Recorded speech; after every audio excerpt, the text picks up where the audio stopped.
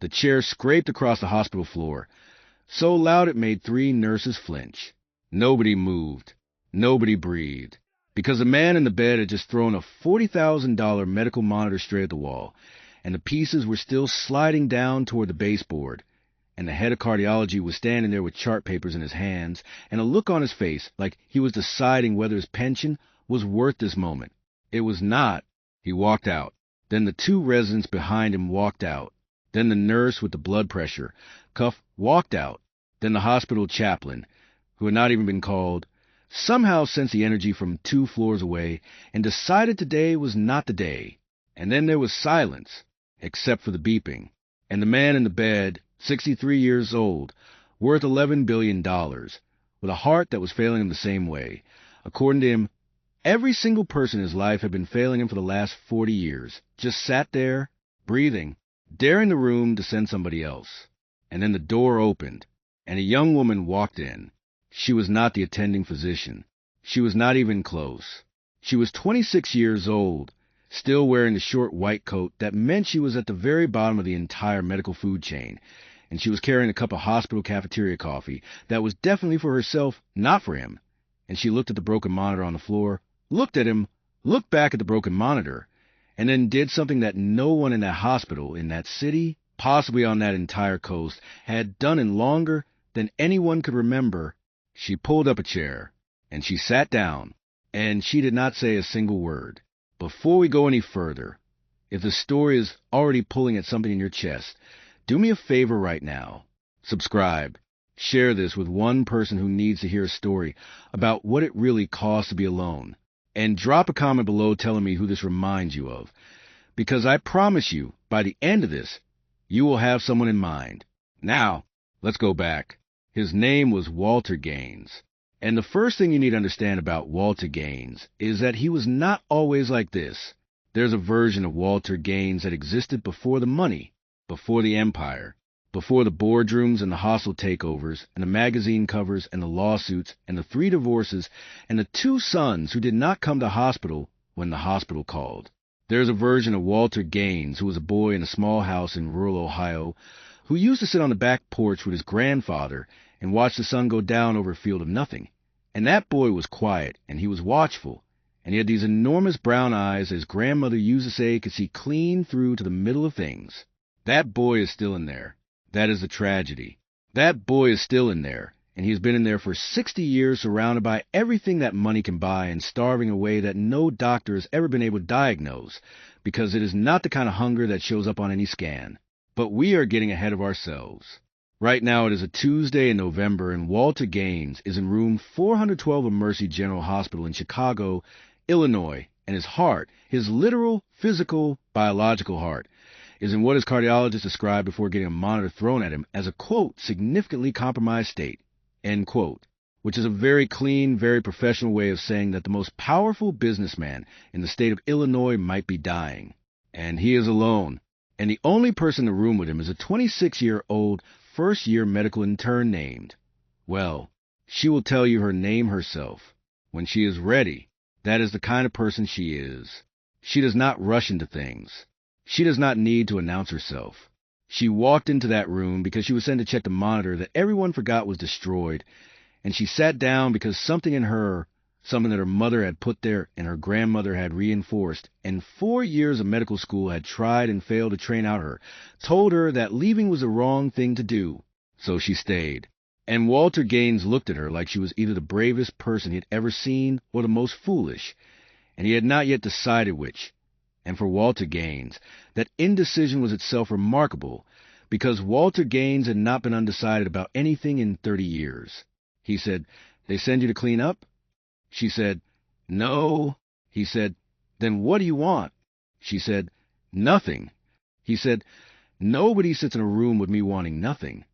She said, "I'm sitting here wanting my coffee to cool down before I drink it. You just happen to also be in the room." And Walter Gaines, for the first time in what the nurses would later swear had to be at least 2 years, almost smiled. Almost. He stopped it before it got all the way there. But it started. Something started. That is the thing about this story. It is a story about things that start. Small things. Quiet things. The kind of things that do not make the news and do not show up in a quarterly earnings report and cannot be measured by any instrument that any of the world's finest cardiologists carry in their coat pockets. But they're the things that matter. They're the only things that matter. And for Walter Gaines, Tuesday in November in room 412 of Mercy General Hospital is the day one of those things started.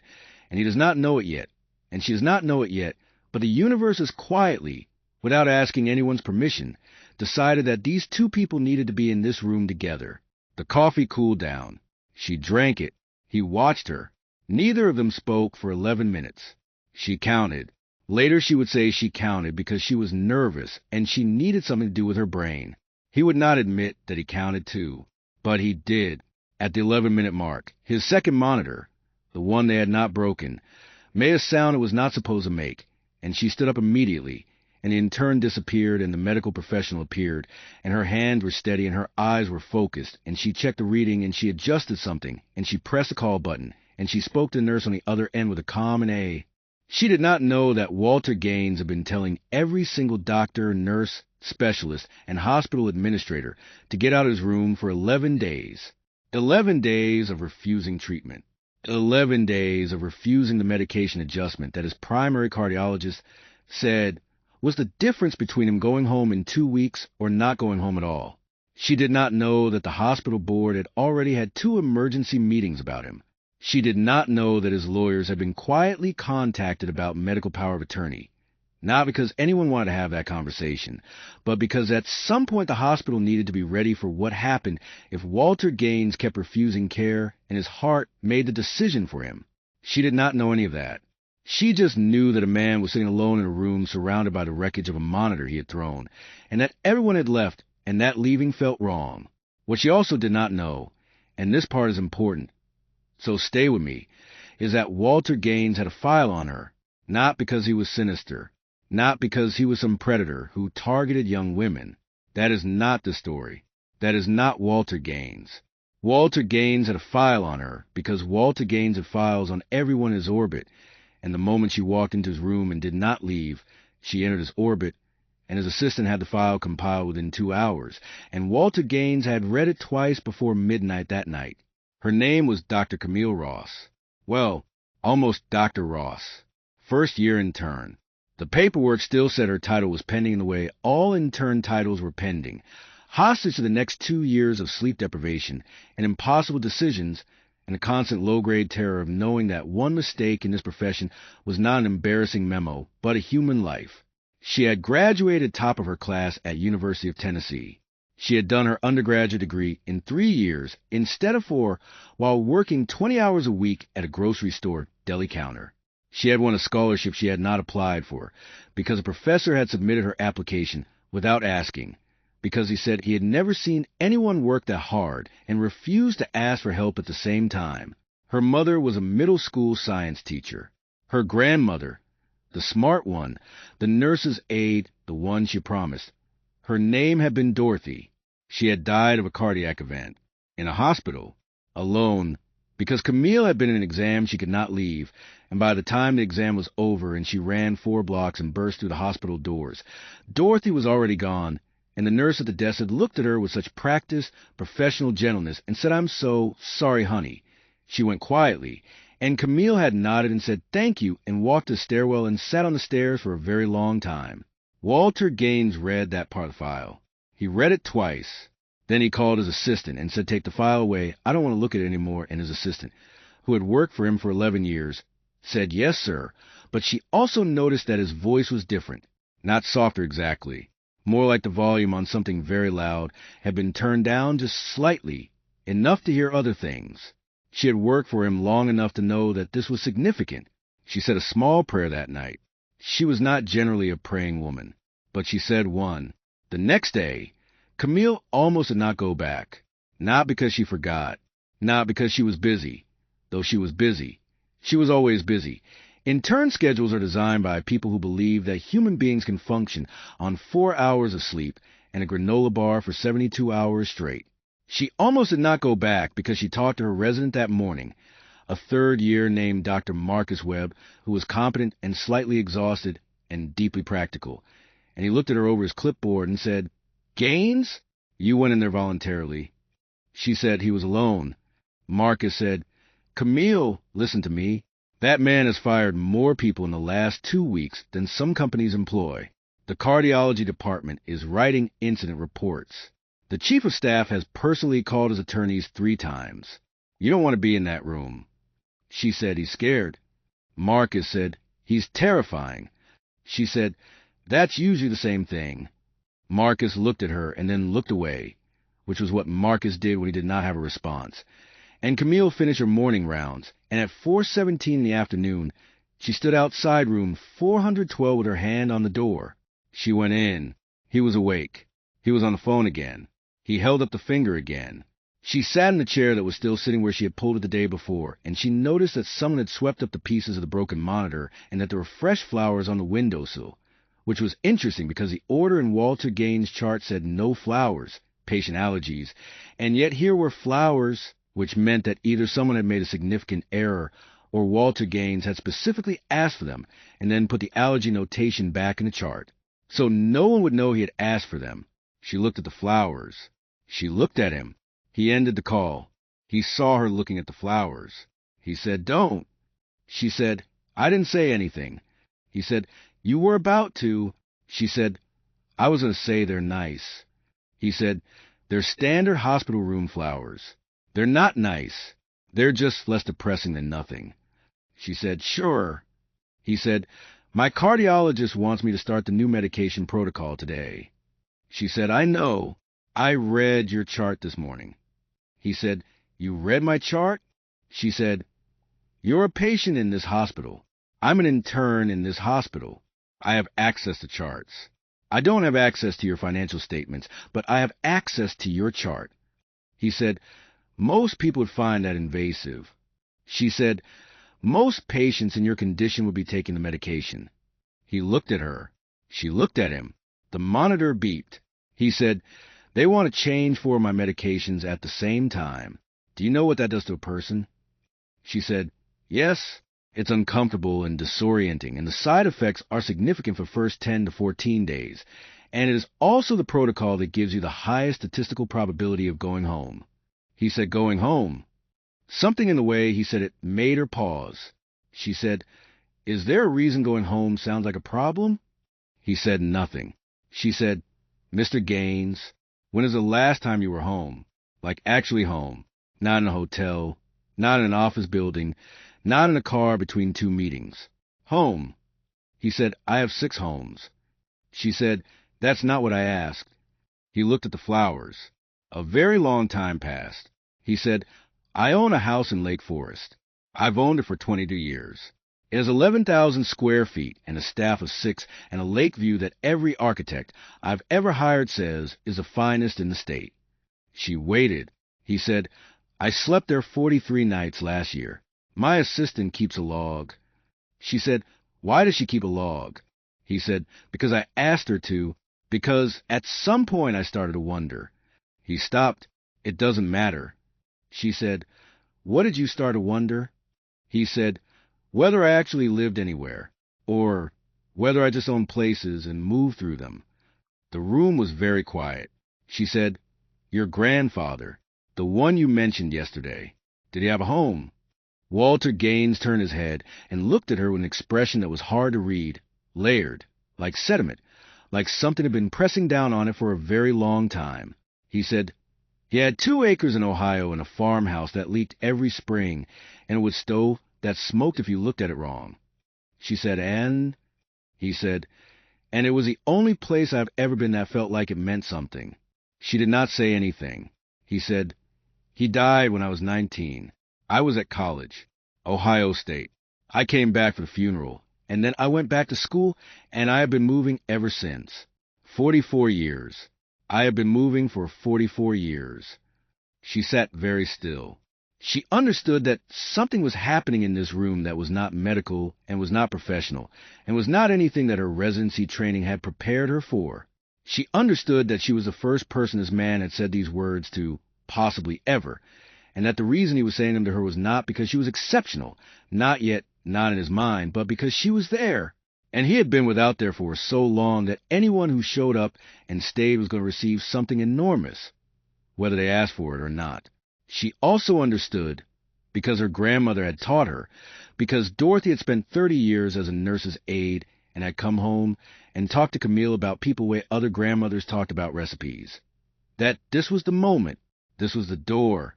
It was open, and if she walked through it carelessly, it would close, and it might never open again.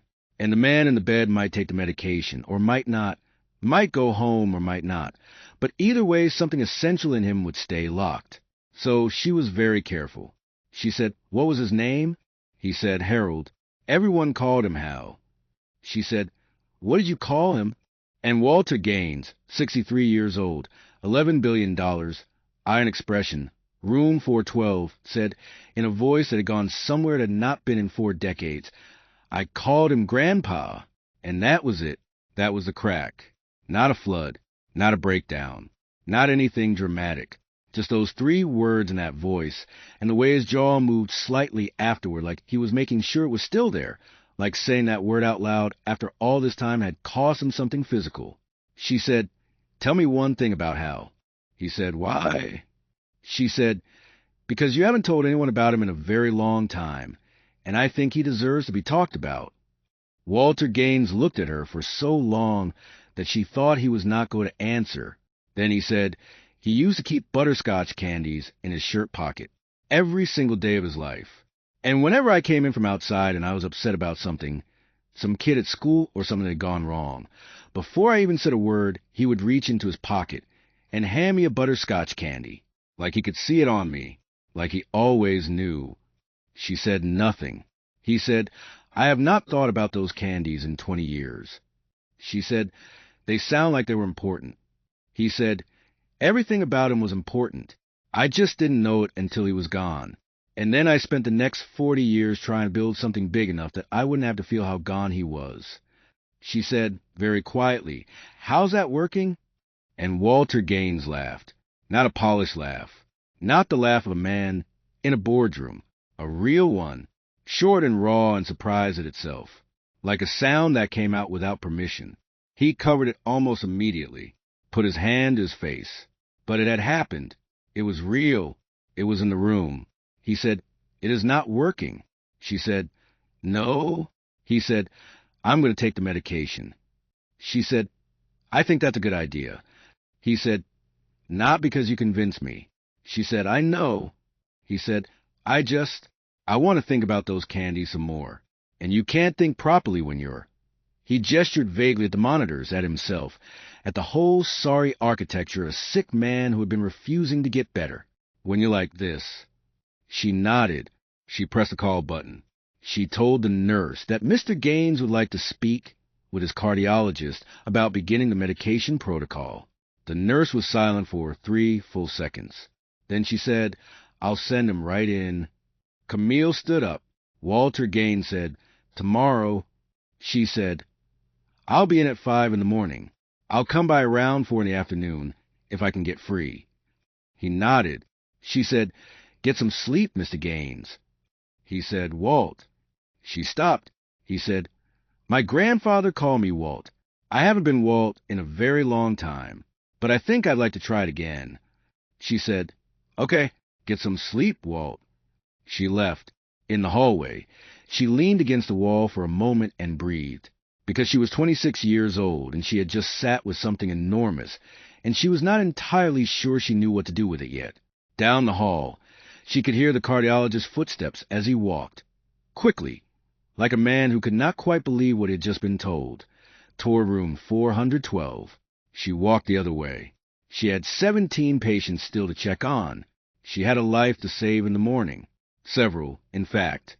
But she carried something with her as she walked, something that felt like butterscotch candy, and a farmhouse in Ohio, and a boy with enormous brown eyes who could see clean through to the middle of things. And she held it carefully the way you hold something old and valuable and almost lost. 3 days passed. The medication was working. Not perfectly. Not with no side effects, because that is not how these things go. But the numbers were moving in the right direction, and the cardiologist, Dr. Raymond Cho, 51 years old, 20 years of experience, still slightly trembling from the memory of the flying monitor, was using words in his notes that he had not used in Walter Gaines' chart since the man was admitted. Words like progress. Words like responding. Camille came by every afternoon, sometimes for 20 minutes, sometimes for an hour, depending on the day, depending on what was happening on the floor. She never stayed longer than she should have. She was an intern. She had responsibilities. And she was careful, very careful, about the line between what this was and what it was not. This was not friendship. Not exactly. Not yet. This was not therapy. She was not a therapist. She would have been the first to say she was not equipped for that. What this was something simpler and older and harder to name.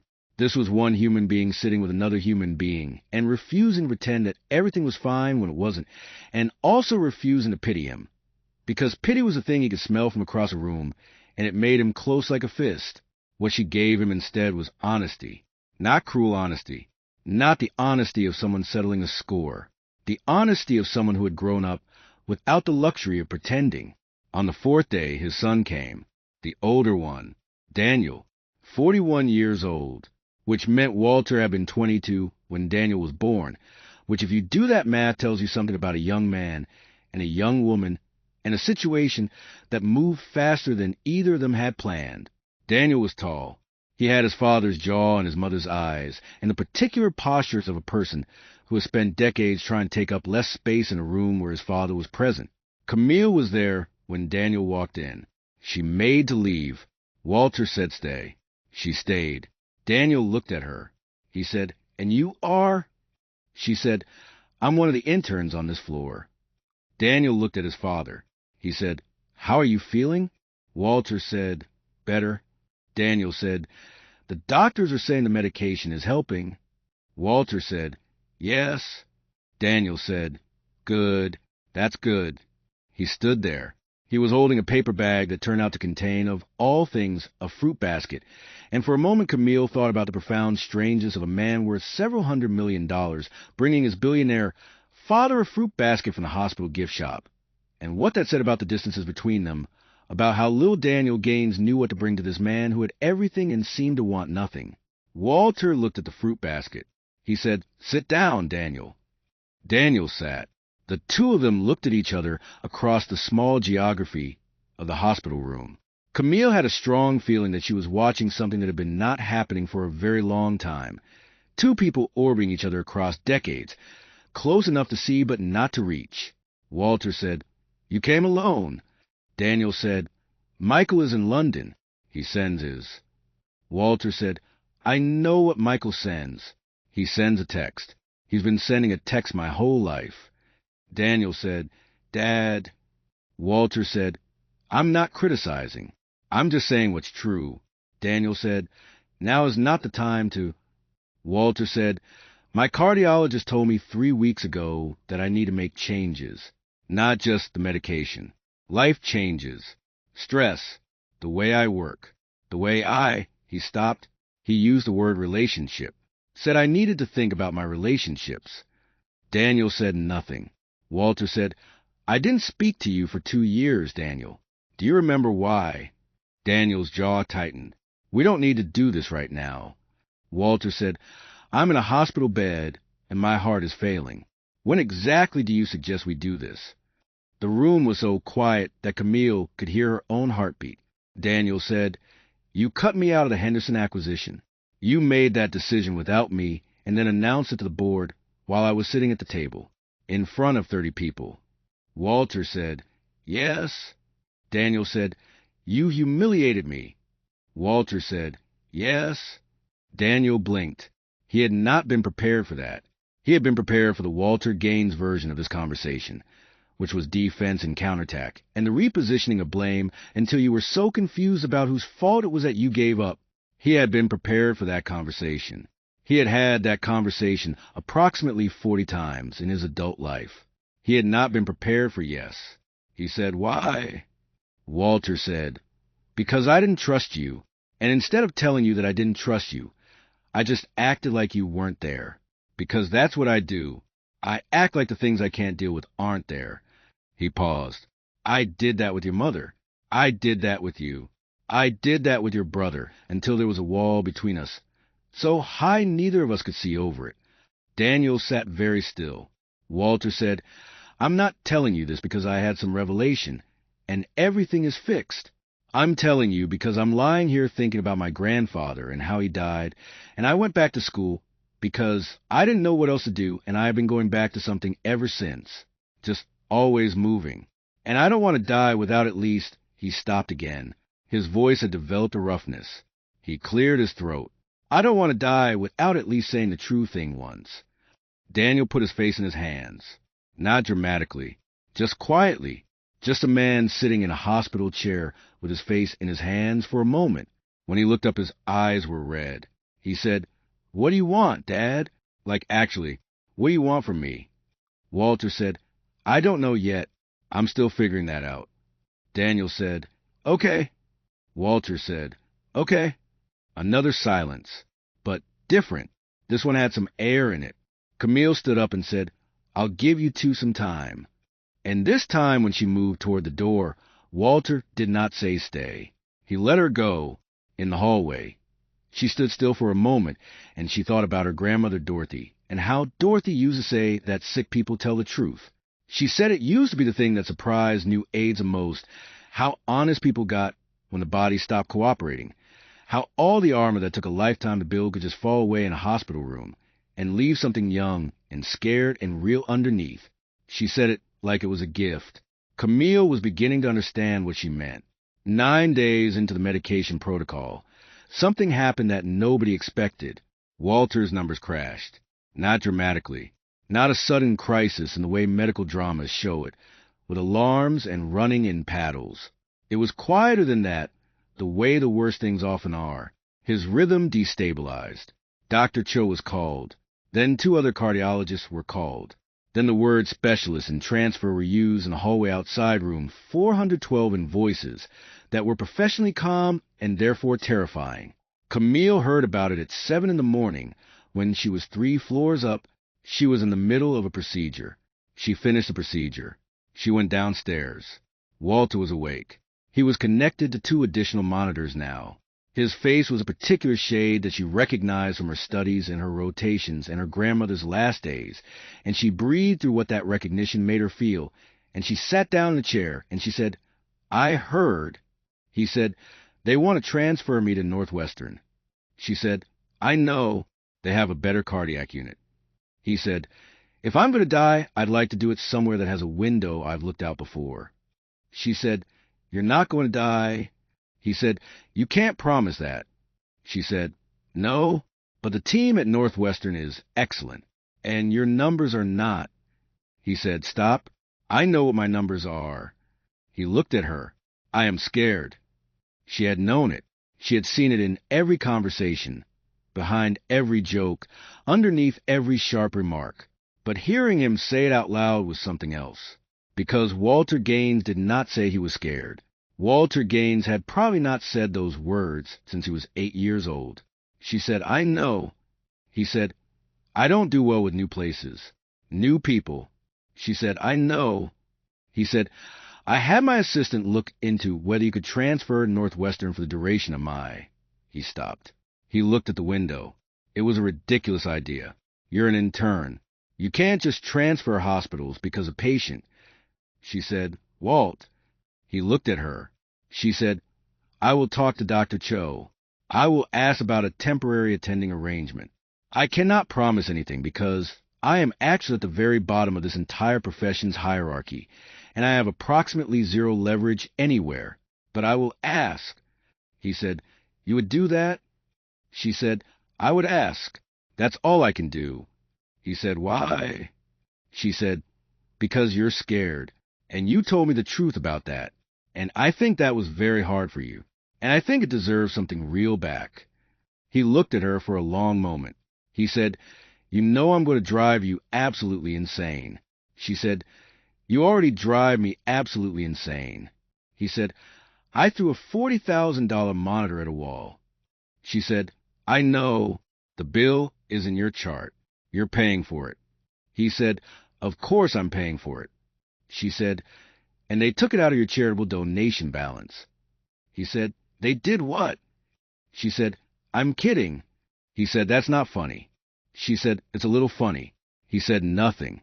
But the thing that had almost been a smile for the first day was back. And this time it made it a little further before he stopped it. She talked to Dr. Cho. Dr. Cho talked to the department chair. The department chair said absolutely not. Then Walter Gaines' attorney called the hospital board. Then things changed. Not because of money, or not only because of money. The official reason was something about continuity of care and patient compliance. And the official reason was not wrong, because Walter Gaines' sudden willingness to cooperate with treatment was genuinely and significantly tied to her presence. And the data on that was right there in the chart for anyone who wanted to look. 11 days of refusing treatment, followed by 9 days of cooperation that began the afternoon a 26-year-old intern sat in a chair and waited for her coffee to cool. So Camille went to Northwestern, temporary attending arrangement, supervised by their chief resident. Her home hospital given full documentation and academic credit for the rotation. It was unprecedented. Marcus, her resident back at Mercy General, called her on her cell phone and said, Camille, what is happening? She said, I'll be back in a few weeks.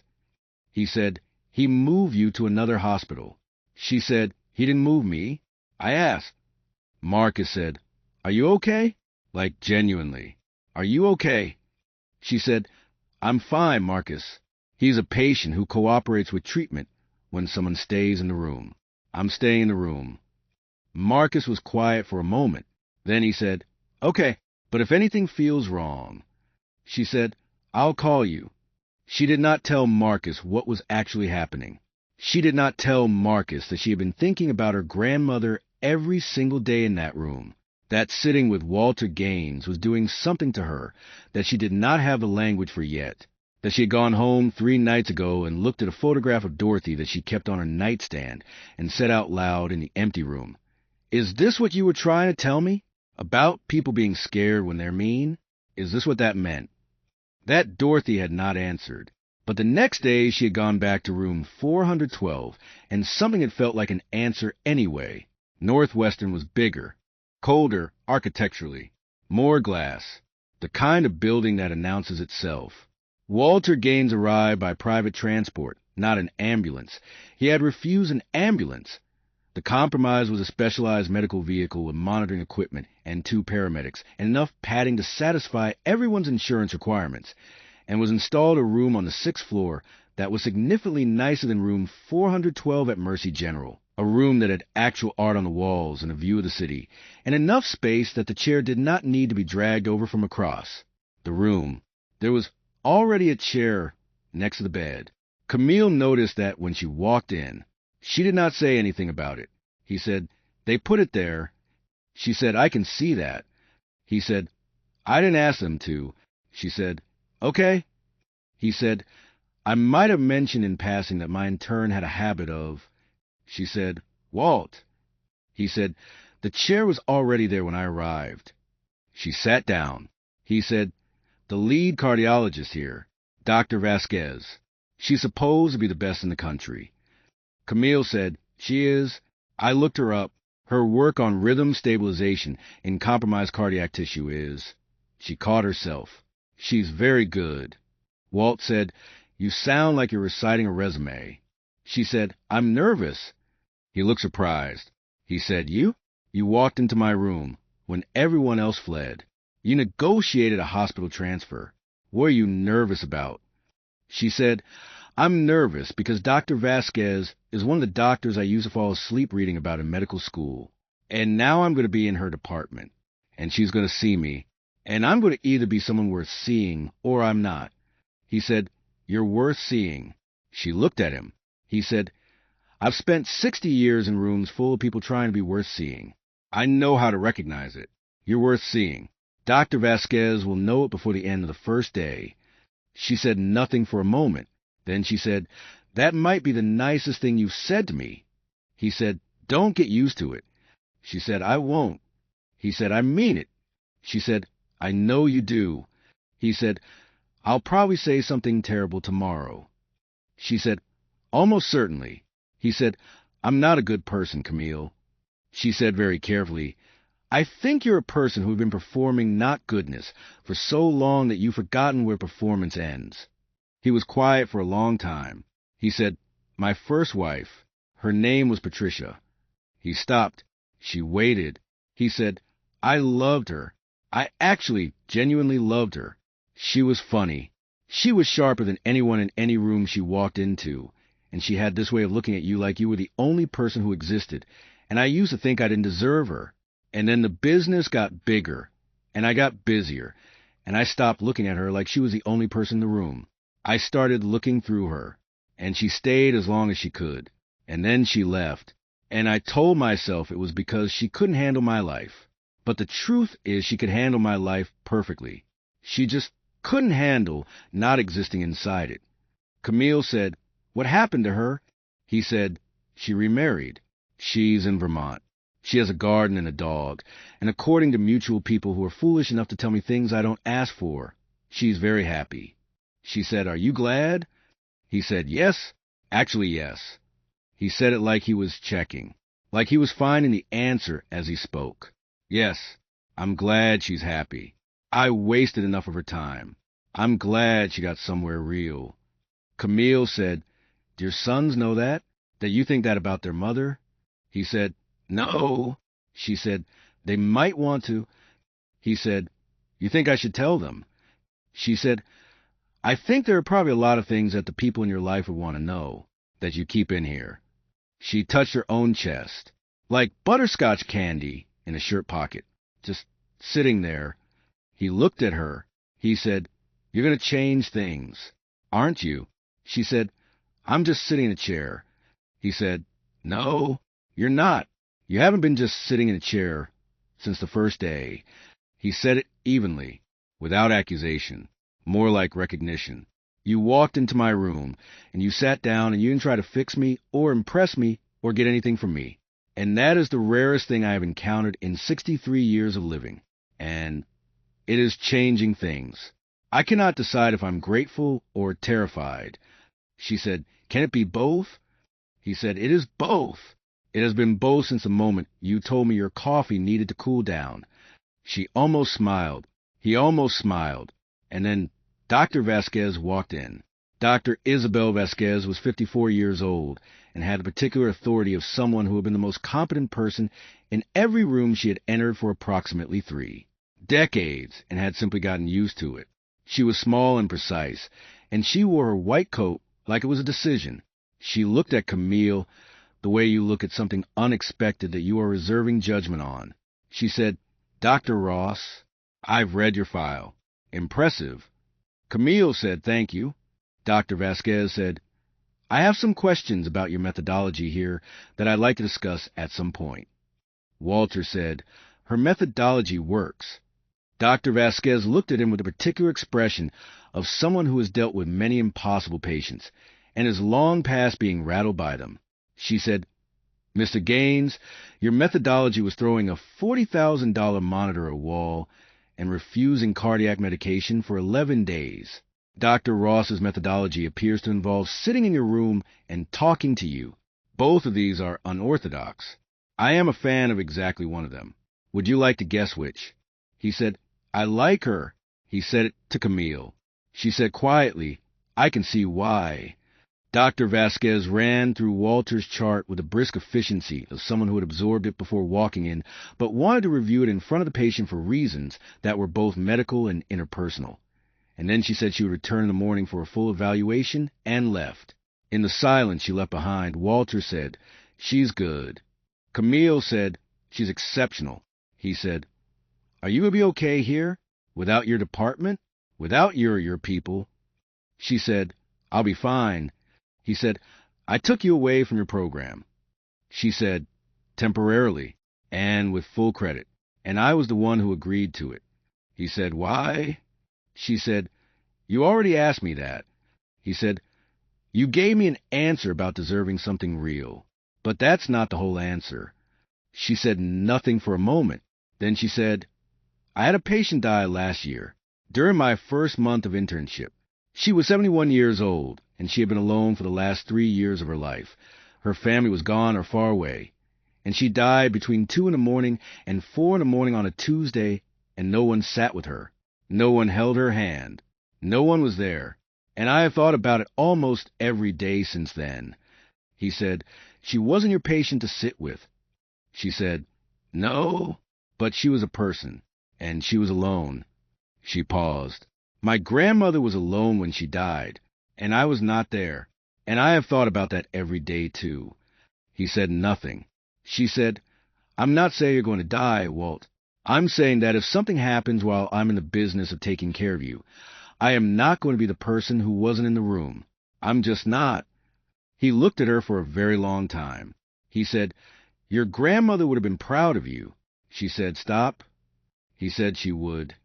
She said, I know.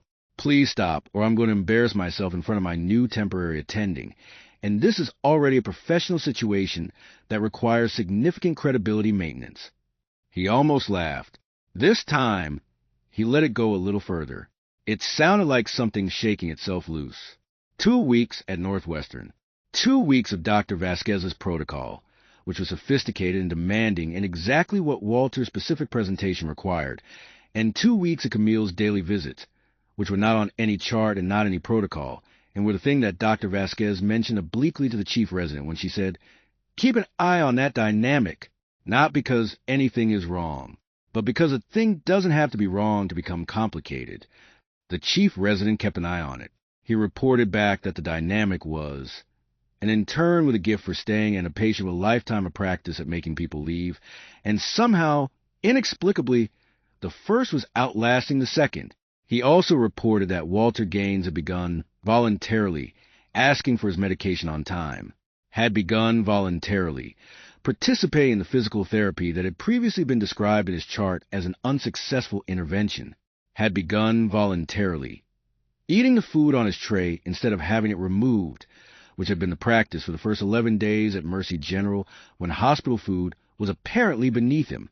The chief resident said he did not fully understand the mechanism. Dr. Vasquez said the mechanism was simple. She said, he doesn't want to come in and find him not trying. The chief resident thought about that. He said, She said, human? Yes, that's what human looks like when it's been covered up for a very long time and then uncovered. On the 14th day at Northwestern, Daniel came again. This time he brought his wife, a woman named Susan who had kind eyes and the manner of someone who had been managing difficult family dynamic for years and had developed genuine skill at it. And this time, for the first time in, Daniel counted, because later he would want to remember the number, 9 years Michael came too. Michael was the younger one, 38 years old. He lived in London. He had been living in London for 7 years. Which Daniel would tell you privately was not entirely a coincidence, given that London was an ocean away from their father. Michael was thin, angular, quietly handsome the way that some men are without seeming to care about it. He walked into his father's hospital room, the way you walk into a room, where you know a difficult conversation is waiting, which is to say, he walked in like every step cost him something. Camille was not there when they arrived. She arrived 20 minutes later and knocked, opened the door, and found 3 people in the room. Daniel on the left, Michael standing by the window, Walter in the bed, and the particular quality of silence that exists when people have been saying important things and stop when the door opened. She said, I can come back. Walter said, no, come in. Michael turned from the window. He looked at her with an expression that was polite and guarded and curious in equal measure. He said, you're the intern. She said, I am. He said, he talks about you. She said, does he? Walter said, I don't talk about you. Michael said, he mentioned you twice in the last 10 minutes, which for him is... Walter said, Michael? Michael said, I'm just saying... Walter said, I know what you're just saying. Sit down. Michael sat. Camille sat. And something shifted in the room. Because for the first time, the room had everyone in it who was supposed to be there. Not that Camille was family. She was not, but she was the reason the dynamic was different. And everyone in the room felt that without being able to fully articulate it, felt that her presence had somehow created conditions under which these people could be in the same space without the old patterns just snapping back into place automatically. Walter looked at his sons. He said, "I want to tell you something about your grandfather." Daniel looked at Michael. Michael looked at his father. Walter said, "My grandfather. How? I don't think I've ever told you anything real about him. I gave you the facts. He was a farmer. He had 2 acres in Ohio. He died in 1981. But I never told you who he was. And I think," he stopped. He looked at the window, the way he often looked at windows when he was working up to something. "I think not telling you who he was is part of why you don't know who I am, because he's where I came from. And I buried him under the business, and I have spent 40 years acting like I built myself out of nothing, when really I built myself out of everything he taught me. And then I used what he taught me to build something he wouldn't have recognized. And I never once went back and said, 'Look, Hal, this is what I did with your butterscotch candies.'"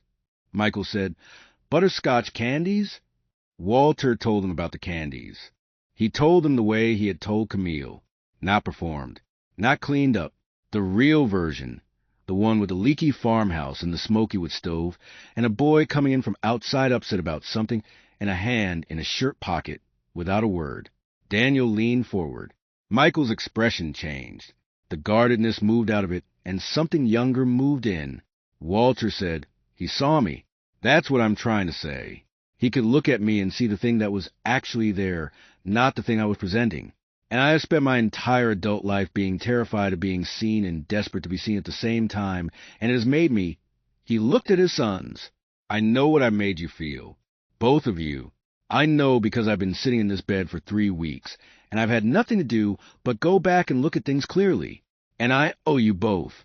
His voice changed. "I owe you both a real apology. Not an explanation. Not a justification. Just, I'm sorry. I'm sorry I chose the wrong things.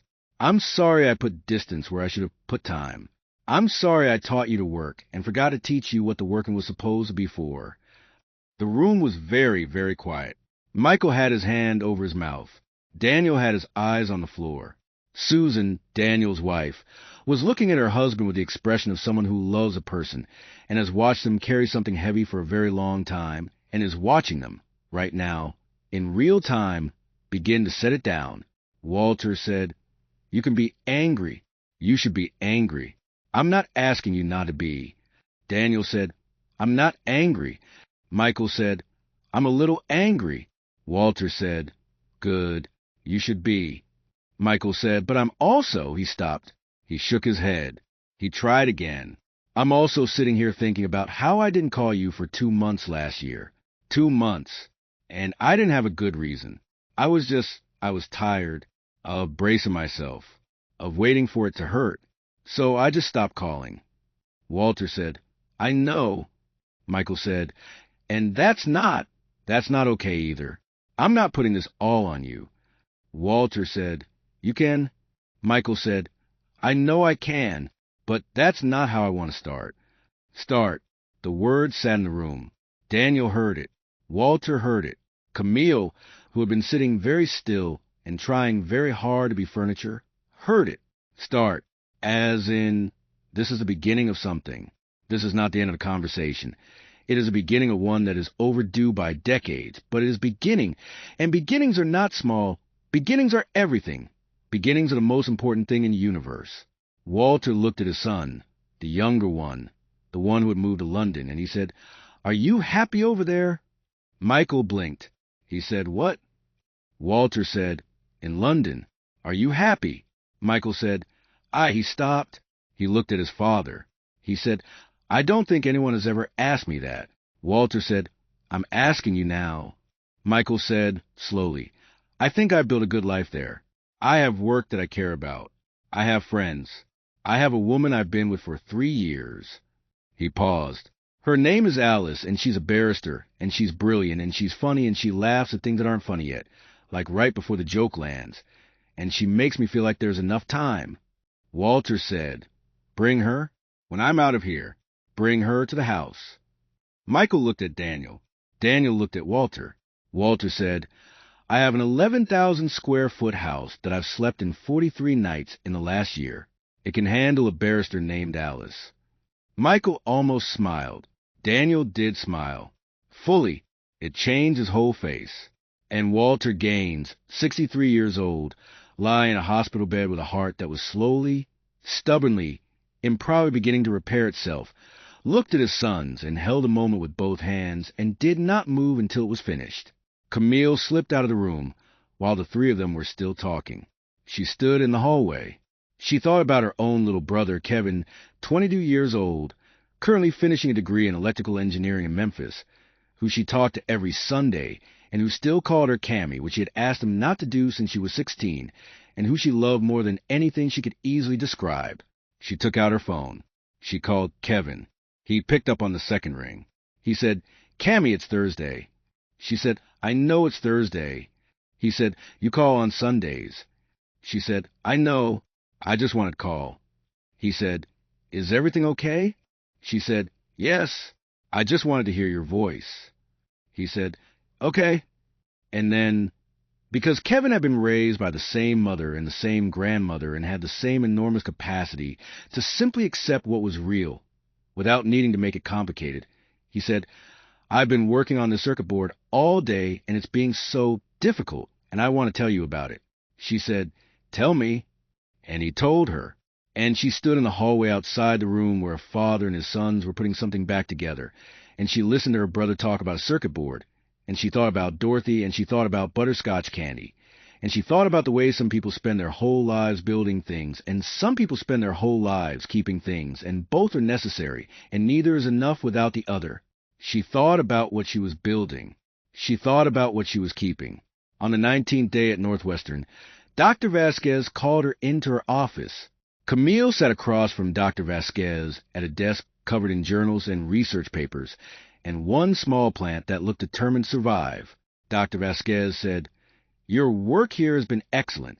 Your instincts are strong. Your clinical skills are, for a first-year intern, they're exceptional. And your rotation here has been academically documented and will be fully credited." Camille said, "Thank you." Dr. Vasquez said, "But..." Camille said, "I was waiting for the but." Dr. Vasquez said, "I need to talk to you about Walter Gaines." Camille said, "Okay." Dr. Vasquez said, "What is happening in that room is unusual. You know that."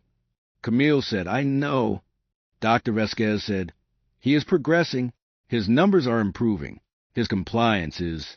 In 20 years of dealing with difficult patients, I have rarely seen a compliance turn like this, and I attribute it substantially to your presence. Camille said, "He was ready.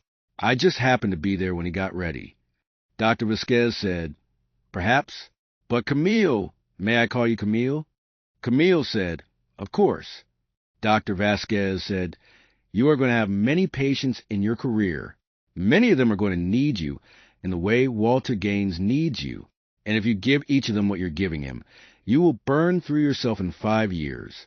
I have watched gifted physicians do this. It is one of the true tragedies of this profession. The ones who care the most are the ones most at risk." Camille said, "I understand." Dr. Vasquez said, "Do you?" Camille said, "I understand the warning. I appreciate it. I'm also telling you that what is happening in that room is not. It's not me giving more than I have. It's not me emptying myself out. It's something else. Something that I don't fully have language for yet. But it doesn't feel like depletion." She paused. "It feels like the thing I went to medical school for. The thing I promised my grandmother I would find." Dr. Vasquez looked at her for a long moment. She said, "She sounds like she was remarkable." Camille said, "She was the smartest person I ever knew." Dr. Vasquez said, "She'd recognize what you're doing."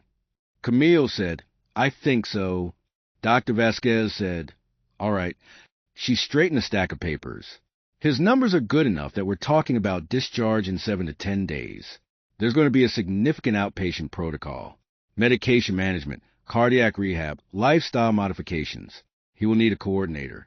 Camille said, "I'll be back at Mercy General." Dr. Vasquez said, "Yes, you will." She paused. "But you can still be his doctor, outpatient, remotely managed, in collaboration with whatever local cardiologist he uses going forward. It's unusual, but it's not without precedent."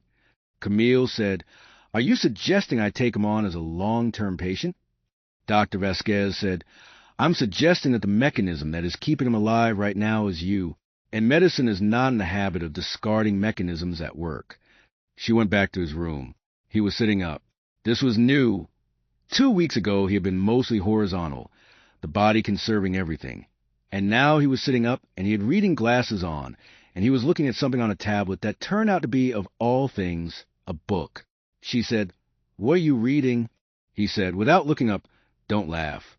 She said, "I won't laugh." He turned the tablet so she could see the cover. It was a biography of Hal Gaines, except it was not. It could not be, because Hal Gaines was not famous enough for a biography. What it was something that Walter had.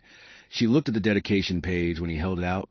What it was something Walter had commissioned. Someone had gone back through letters and photographs and county records and interviews with elderly people in rural Ohio who still remembered the Gaines farm, and had put together what amounted to a small private biography of one Harold Hal Gaines, farmer, Korean War veteran, husband, father 3, grandfather of one Walter James Gaines, age 2 acres and a leaky farmhouse. She looked at the cover for a long time. He said, "It's not very long." There wasn't a lot of available material. He was not a man who made headlines. She said, "He just was there." He said, "Yes, he just was there." She handed the tablet back. She sat down. She said, "This is beautiful, Walt." He said, "It's just a document." She said, "Stop." He said, "It's not." She said, "Stop minimizing it. You commissioned a biography of your grandfather so that he would not be forgotten. That is not just a document. That is love. That is you loving someone who has been gone for 40 years and finding a way to still love him out loud. Stop minimizing it." He looked at her. She had never said anything quite that directly to him. He said, "You're getting fiercer." She said, "I think I've earned some fierceness at this point." He said, "You have?" He looked back at the tablet. "I'm going to give a copy to each of my sons. And my grandchildren." He stopped. He looked slightly surprised at himself. "I have 4 grandchildren." She said, "I know." He said, "I haven't been. I'm not what you'd call a present grandfather." She said, "You can be." He said, "They're young. The youngest is 4. She won't remember." She said, "She'll remember everything. Children always remember. They don't remember it the way adults do, as a story with details. They remember it as a feeling. What kind of feeling do you want to be?" He said, "Nothing." She said, "What kind of feeling was Hal?" He said, "Safe." He was a safe feeling. She said, "Okay." He said, "Okay." She said, 7 to 10 days to discharge. Dr. Vasquez told me today." He said, "I know." She told me, too. He was quiet. "What happens then?" She said, "You go to the Lake Forest house. You start cardiac rehab. You follow the medication protocol exactly. Every day, no exceptions, or I will hear about it, and I will call you personally, and it will be unpleasant for both of us." He said, "You'll still be my doctor." She said, "Outpatient, remotely, in coordination with a local cardiologist we'll choose together." "Yes." He said, "That's unusual." She said, "A lot of things about this are unusual." He said, "Yes." She said, "Does that bother you?" He said, "No." He said it simply, like a fact. She said, "Good." He said, "Camille." She looked at him. He said, "When I was in that room at Mercy General, when I'd been there 11 days and everyone had left, I wasn't just refusing treatment." She said, "I know." He said, "I was waiting to see if anyone—" He stopped. She said, "If anyone would come back." He said, "Yes." She said, "And I came in." He said, "You came in and you sat down." She said, "Yes." He said, "And I spent the first 5 minutes trying to figure out your angle." She said, "I know." He said, "I couldn't find one." She said, "There wasn't one." He said, "I know that now." He paused. "I'm not good at this. At just saying the thing. I've spent 60 years in rooms where saying the thing was dangerous, where if you showed someone what actually mattered to you, they used it." She said, "I know." He said, "But you should know." He stopped again. He cleared his throat. He adjusted his reading glasses in a way that had nothing to do with his reading glasses. "You should know that you pulled up a chair when you didn't have to." and that it mattered, that it is a thing that he stopped. He looked at the window. It mattered. She said very quietly, I know. He said, your grandmother would be proud. She looked at her hands. She said, mine of you too. He said, don't start. She said, I'm not starting anything. I'm stating a fact. He said, I threw a $40,000 monitor at a wall.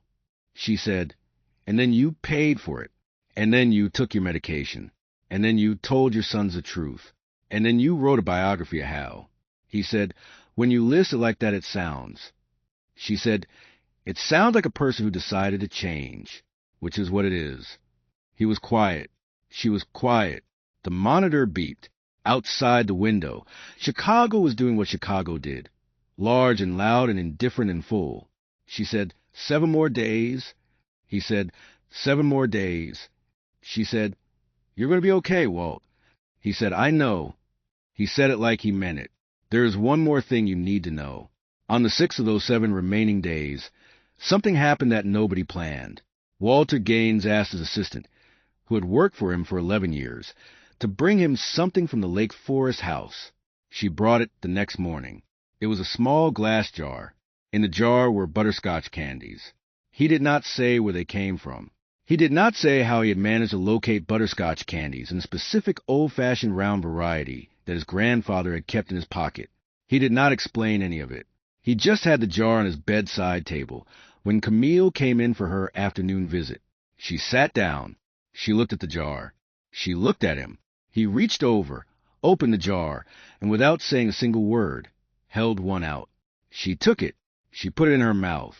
It tasted exactly like what was butterscotch candy, sweet and slightly waxy, and entirely unremarkable in a way that truly important things often are. Neither of them said anything. The monitor beeped. Chicago moved outside the window.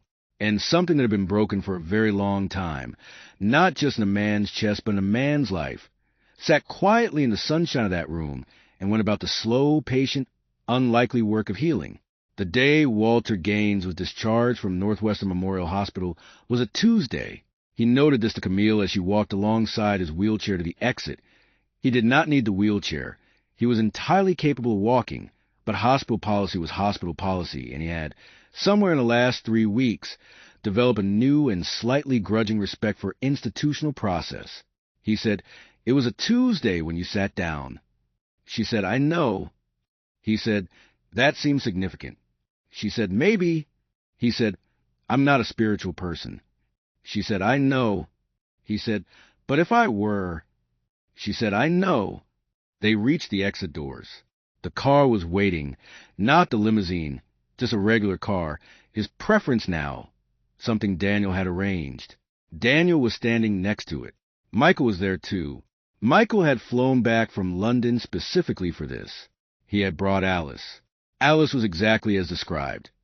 A barrister, clearly brilliant, laughing at something before the joke landed, and she shook Walter's hand with the directness of someone who had been told the full story and had decided to simply show up for it anyway.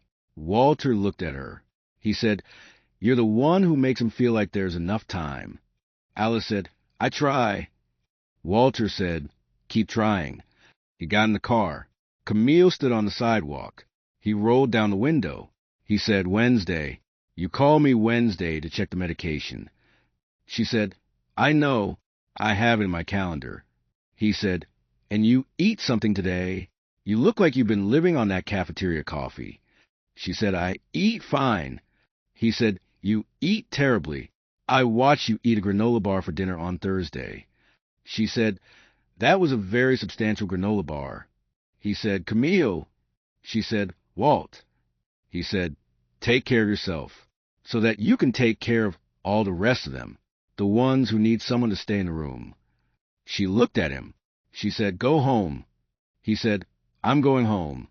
And Walter Gaines, 63 years old, $11 billion, fixed heart, real voice, 2 sons who had come to collect him, and one who had brought the woman who made him feel like there was enough time, went home, to the house in Lake Forest. 43 nights last year. He would do better this year. He would do significantly better. She went back to Mercy General on a Thursday. Marcus was waiting outside with 2 cups of coffee. Good coffee, not the cafeteria kind. He had gone across the street. He handed her one. He said, "How is he?" She said, "Better." Marcus said, "How are you?" She said, "Better." He said, "You want to talk about it?" She thought about Walt and the butterscotch candy. She thought about Dorothy. She thought about Hal and 2 acres in Ohio, and a boy with enormous brown eyes, and the particular quality of a hand in a pocket reaching for something sweet when someone came in hurt. She said, "Not right now, but soon." He said, "Okay." She said, "We have patience." He said, "We always have patience." She said, "Yes." She looked at the hospital building. "Let's go." They went in. 6 months later, Walter Gaines sent a letter. Not an email. A letter. Actual paper, actual pen, his own handwriting, which turned out to be the old-fashioned slanted cursive of a man who had learned to write in an era when they still taught it properly. He sent it to the pediatric cardiac unit at Mercy General along with a check. He sent copies to Daniel and Michael. He sent one to the hospital board at Northwestern with a note about Dr. Vasquez that was, by all accounts, the most human piece of correspondence the hospital board had received in living memory. And he sent one to Camille. She read it standing in the hallway of Mercy General between patients, which is not the ideal place to read a letter that is going to make you feel things. But she did not want to wait. He wrote about Hal. He wrote about what he had gotten wrong and what he intended to get right. He wrote about Alice and how she had stayed for a long weekend in Lake Forest and how she and Daniel's wife Susan had gotten along in a way that was, according to Walter, alarming in its efficiency, and which he suspected meant that they were going to be organizing everyone's life going forward, and he found he did not mind. He wrote about the 4 grandchildren. He wrote about the youngest one, the 4-year-old, whose name was May. He wrote about how May had come to visit the Lake Forest house and had walked in and looked up at the 11,000 square feet with the complete equanimity of a 4-year-old who has not yet learned to be impressed by size. And then she had walked directly to Walter and put her hand as the way small children do, without asking, without preamble, and said, "Grandpa, show me the lake." And he had. He had walked her down to the lake, and they had stood there looking at the water, and she had asked him 17 questions in 11 minutes about fish and clouds and whether the ducks were cold, and he had answered every single one of them. He wrote, "I did not know until that moment that I had been waiting to be called that. Grandpa, not the financial version of myself, not the board of directors version, just Grandpa. I should have known sooner. I should have let it happen sooner. But here we are, he wrote at the end. You pulled up a chair when you did not have to. You stayed when no one else did. I do not have the right words for what that was. I have spent 60 years building things out of language and numbers and strategy, and I find that for this thing, the most important thing, I do not have the right words.